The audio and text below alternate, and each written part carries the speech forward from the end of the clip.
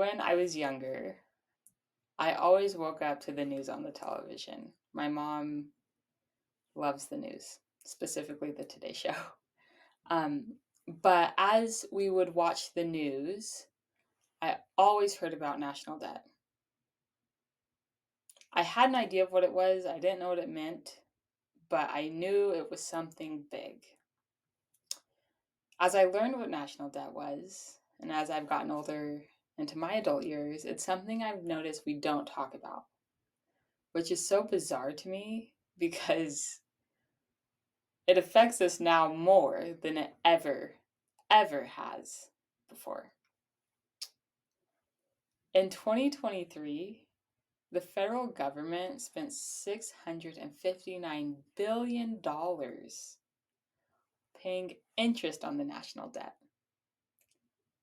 To give you an idea, there are 3.8 million teachers in the United States. The average salary of a teacher is $68,000. You could double the teachers' salaries, and there would still be more than $100 billion short of the amount the US spent on the national debt interest.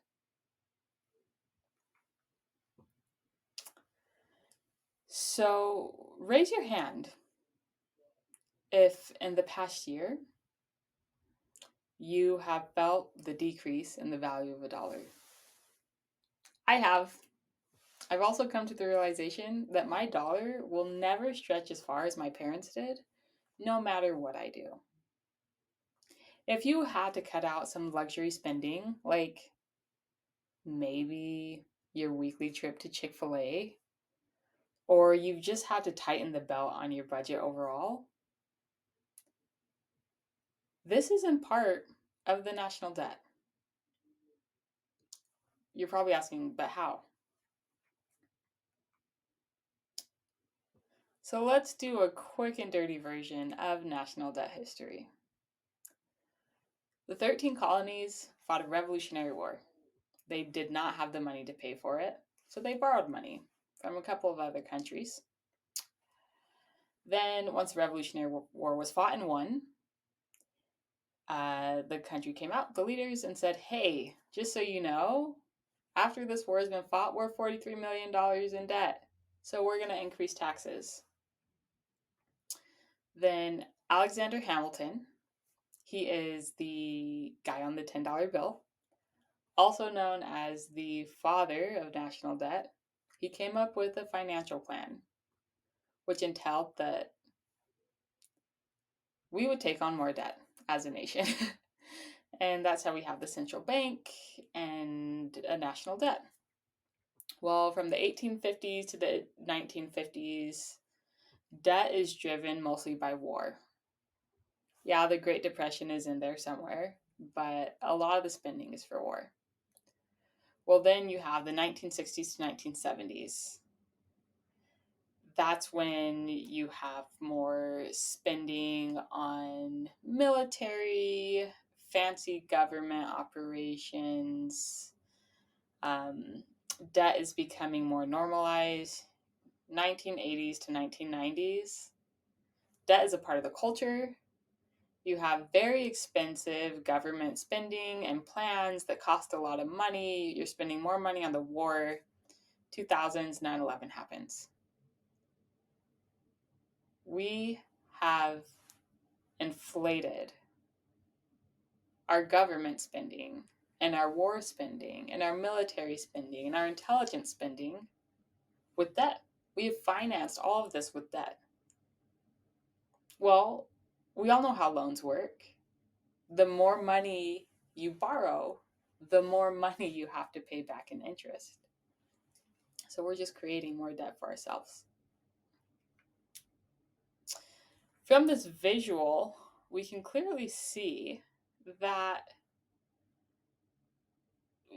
what I just mentioned, how the national debt doesn't take off until the 90s, and the amount of debt continues to increase at mountainous rates from 2000 onward. this is when you have people taking on bigger mortgages, bigger consumer spending with credit card debt. And we're all following suit of our nation, who is spending money we don't have to fund projects we don't have the money for. So currently, the United States' largest stream of revenue is individual income taxes. So not corporate taxes, not big business taxes, but individuals like you and me. In 2022, the US revenue totaled $4.9 trillion. However, its national debt was $31.4 trillion. That's up from $23.1 trillion in 2021.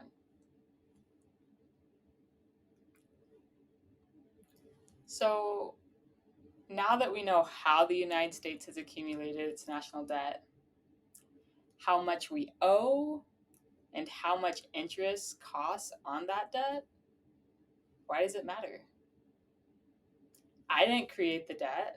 You didn't create it. We're not the ones in those big houses in DC making these decisions.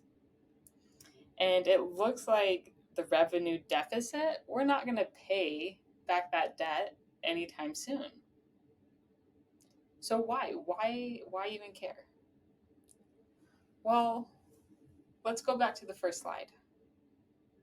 Every dollar spent on interest payments means one less dollar spent on investing into a better future and a more resilient, reliable future for our nation. Imagine what we can do if we pumped more money into education, or if we simply had $2 billion extra dollars a day to spend as a nation. National debt interest will become the fastest growing part of the federal budget within the next 5 years. It's projected to double within the next 7 to 10 years.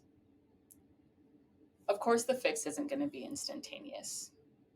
But just as the national debt has snowballed out of control, the more involved we are with our national leaders, and the more of us that speak out on the financial problems our nation has, I'm convinced we can also create a faster snowball effect to make a difference in how our nation is spending our money. Thank you for your time today.